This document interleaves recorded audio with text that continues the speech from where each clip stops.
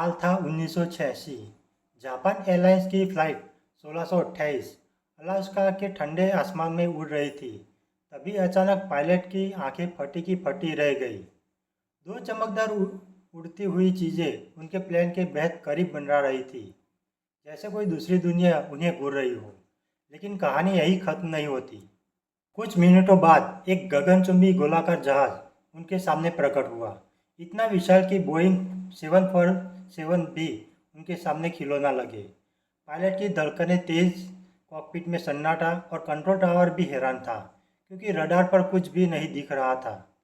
पूरे 31 मिनट तक ये रहस्यमय चीज़ें उनके साथ रही और फिर बिना कोई आवाज़ किए गायब हो गई, जैसे कोई थी ही नहीं।